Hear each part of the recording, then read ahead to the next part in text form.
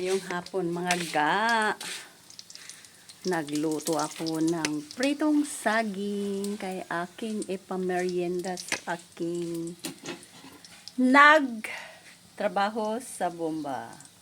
Ayan guys, dito pala ako sa kabila naming bahay, sa lumang bahay. Ayan, pritong saging.